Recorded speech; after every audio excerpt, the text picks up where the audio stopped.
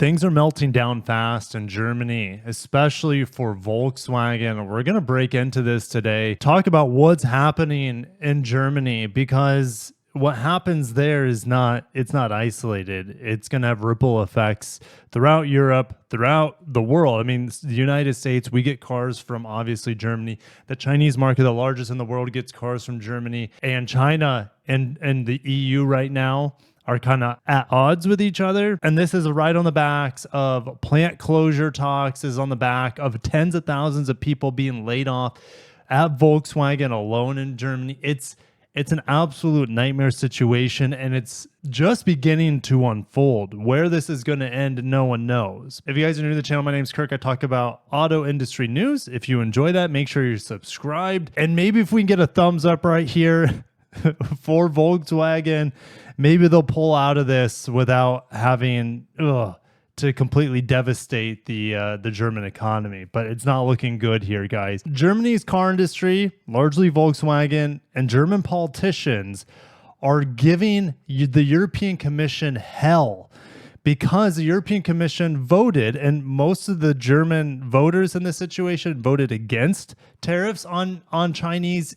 cars coming into the European Union. So you have Germany, who's very pro-China, because you could say the majority of their business comes from China. So they don't want to tax Chinese EVs or any Chinese cars coming into the European market, because there's going to be a retaliation from the Chinese market. So unfortunately for these German automakers, they're screwed either way, regardless of which side of the tariff coin they reside on. Hildegard Mueller, president of the Association of Automotive Industry, said it's a step backwards for free global trade, prosperity, job preservation, and growth in Europe. We're talking about how these tariffs are going to diminish the strength of the European economy. I don't see how that's possible. And the reason is if you bring all these cheap Chinese cars, even if they're branded a Volkswagen, but they're made in China, if they bring them into the European market, I mean, isn't that going to hurt European manufacturing and European jobs if you're being undercut from imported Chinese cars, regardless of what badge is on that Chinese car? I don't know. I'm just an American looking from the outside in, and I have a lot of European viewers here on the channel. So I always appreciate your guys' input. You're much closer to the matter. The auto industry in Germany accounts for 5% of the economy, and it has been struggling with weak European demand, right? We're going through some tough times in the Western market. The demand in the United States has fallen off too, but the European market has fallen off faster. You also have a struggling Chinese demand. Well, everyone who's not a Chinese automaker specifically is struggling in China. Mitsubishi pulled out, Honda, Nissan, Toyota, their sales have all been going down since I think it was 2018 was when they hit the peak. And it's no exception for the domestic cars from America that sell cars there. I think General Motors, out of the domestic cars, at least stateside, do the best over in China, but they're still seeing a hit. Volkswagen seeing a huge hit of demand and a lack of sales in the Chinese market. Meanwhile, it's the rise of the upstart Chinese brands, which are heavily subsidized by the Chinese government unfairly. Well, here's the thing. I mean, everyone does that. Every country says, hey, if you build cars in our country, you're going to get subsidies. But it's a bit tricky, because over in China, it seems like certain companies get more assist than others. And there doesn't seem to be any rhyme or reason to it, from my understanding. Again, I'm an outsider looking in. I'm trying to read as best as I can, reporting on what's going on in China. And so the European market and the European Union wants to tariff certain brands more than others of these Chinese vehicles that are making their way into Europe. And those tariffs have been passed, even though there's so much stink about it, especially from the German side. There's so much stink about it that it seems like these tariffs could get eroded over time or just completely thrown out the window. Volkswagen reported on Wednesday that its earnings plunged. It sank 64% in the third quarter, ending in September. The company announced plans to close 3 plants in Germany for the first time in its 87-year history, and cutting thousands of jobs. I've heard tens of thousands of jobs. I believe they employ somewhere around 300,000. Yes, here we go. Here's the confirmation of a different article in Nikkei Asia. 300,000, but tens of thousands. We don't know how much. But if 3 plants are being closed in Germany, that's a ton of people. And that's really going to affect the economy overall there as well. Volkswagen CFO says there's going to be a 1 to 2% growth in the European market next year. Well, we'll see if that happens. And they do not expect to return to pre-COVID levels for the foreseeable future. Affordability just isn't there for the consumer. Thousands of industrial workers at the car makers, not just Volkswagen, are currently striking for higher wages to add fuel to the fire. In northern Germany alone, Volkswagen, Mercedes, and ZF, which is a huge supplier, they're affected by the so-called warning strikes lasting a few hours on Wednesday. Now, for Volkswagen, their joint venture with SAIC faces a EU import tariff of 35.3% on top of the 10% standard import duty. Okay, so every car that comes into Germany that's made elsewhere gets a 10% import duty. You add that to the 35%, you're getting a 45% tariff on this joint venture Chinese company, Volkswagen SAIC, because they're getting unfair handouts by the Chinese government to stay competitive in the Chinese market and to undercut everyone else in the world because they're exported. They have an overproduction in China. So the cars there aren't just for the Chinese market. They're producing. Okay, the Chinese market can only buy so many Chinese cars. So they're selling to Southeast Asia. They're selling in Europe and Latin America.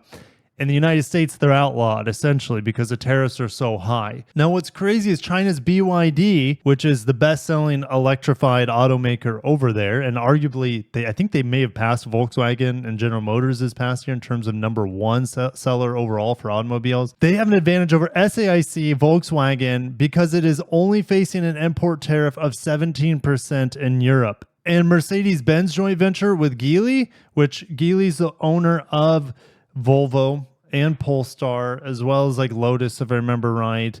Anyways, and Zeekr, for example. So they've been slapped, Mercedes-Benz and Geely been slapped only with an 18.8% tariff. And Mercedes is already reeling. Its consolidated profit more than halved in the third quarter through September year over year, largely due to the weakening consumption in China. Porsche has suffered a 27% year over year drop in the same period, apparently only selling 23 of the Taycan EVs in China in September. I would say in like my town alone in Naples, we probably are selling about 23 Taycans a month. That's just a complete guess. It might be less than that, but it's not far off. So you have this enormous country with billions of people in China, and they only sold 23 Taycans over there. That means the Porsche brand, especially their EVs, means nothing to the Chinese people at this point. That is absolutely devastating. So Ferdinand Dudenhofer, director of the Center of Automotive Research in Bochum, Germany, says EVs from Germany are difficult to sell in China. So the strategy must be to develop and produce electric cars in China. But this concept now runs into tariff penalties that destroy these important economies of scale that the German car industry needs. Critics say that the tariffs artificially inflate the price of electric cars that are already more expensive than those that rely on fossil fuel, which will turn off price-sensitive buyers. This in turn makes European countries' climate targets harder to meet and could subject automakers to carbon penalties if they don't reach their EV target sales quotas. I mean, you could say these automakers have not fought back enough against the European Union's strict emissions regulations, and in doing so has dug their own grave here. Unless you can import cheap Chinese EVs to reduce your emissions, it seems like these automakers are just going to get slapped with fines, and therefore their profitability. I mean, Volkswagen's profitability is already as bad as it's been since COVID. It's around 3 to 4%. I just don't see an easy solution here other than reducing the regulations. Not the tariffs. The tariffs are something different altogether, but reducing the regulations so that these automakers don't have to scramble to find EVs that have to sell. Most companies that are not Chinese EV companies are bleeding money. Tesla's an exception, right?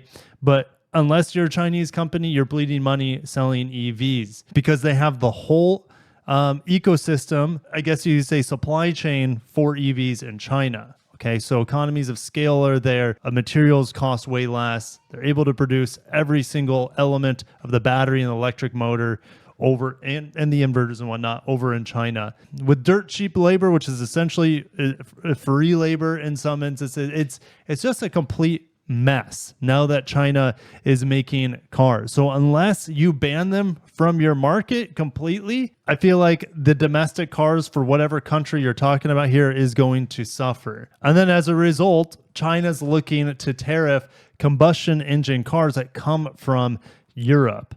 And that would just further sink the sales into the desirability, of course, of the European cars that are sold in China. And also, there's no trade commissioner in office in Brussels for the EU, which is just adding fuel to the fire. What about the United States market? Is the United States market going to see this drop? Well, no. The Chinese automakers have 100% tariff in the United States.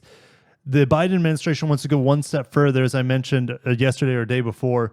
They want to ban any Chinese hardware or any Chinese software in any vehicle in the United States by essentially the end of this decade. It looks like any sort of Chinese car and any Chinese parts are going to be essentially banned of being sold here in the United States market. Now, if Trump gets in, which we're talking politics at this point, this is all politics. This whole article is just not American politics, right? But going back to the American side, if Trump succeeds, then he said that he wouldn't mind having Chinese cars come to the United States as long as they build them here, okay?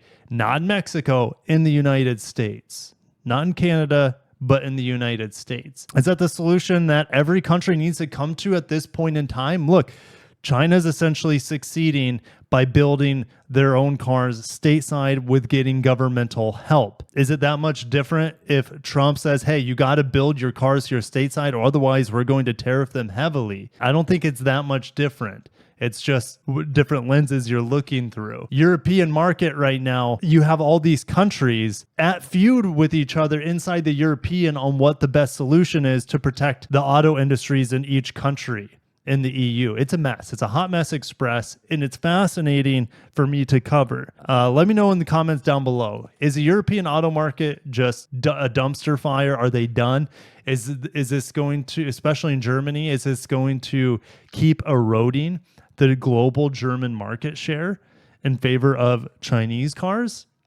I don't see any other way around it at this point. And you could say that's how it's going to be with every single automaker around the world. The rise of Chinese autos and the diminishment of what was traditional autos, either from Japan to the United States or from Europe. It's fascinating. It's scary if your job depends on being a manufacturer worker, a parts manufacturer in Europe. It's looking bad at this point, and I don't know what the solution is. Let me know what your opinions are down below, your thoughts on how to fix Europe's burning automotive industry. Thank you guys for watching, and make sure you subscribe for more updates on this. Peace out.